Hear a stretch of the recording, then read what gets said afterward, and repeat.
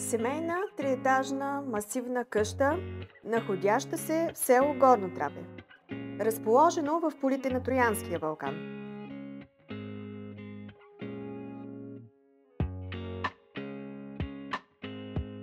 Застроена площ 144 квадратни метра, дворно място 3200 квадратни метра.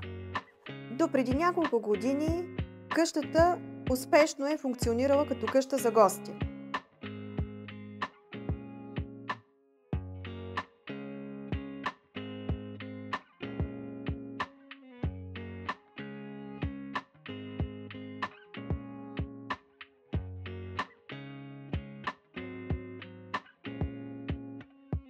Разполага с две холни помещения с кухненски боксове, емпоре, две камини, внос от Франция, 5 спални, 3 бани, две големи тераси с обзаведени кухненски боксове и барбекю, сауна, котелно помещение.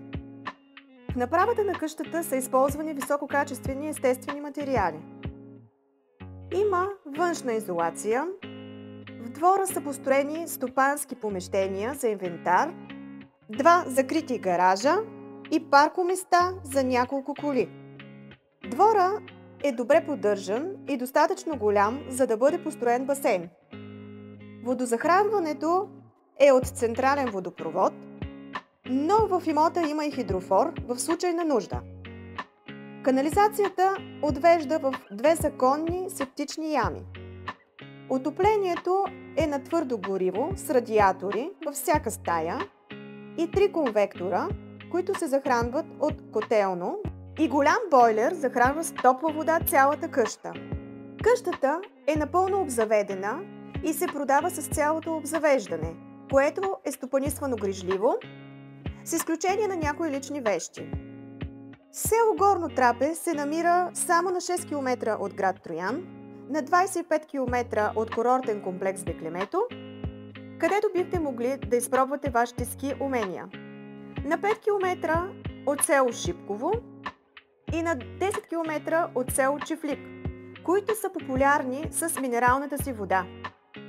На около 20 минути с кола от селото се намират Троянския манастир, третият по големина в България, в село Орешак, съхраняващ чудотворната икона светиня на манастира Пресветая Богородица Троиручица, уникалното за страната национално изложение на художествените занаяти и изкуства, отново в село Орешак, Природонаучния музей село Черни Осъм, Римски крайпътен археологически комплекс Состра, намира се край село Ломец.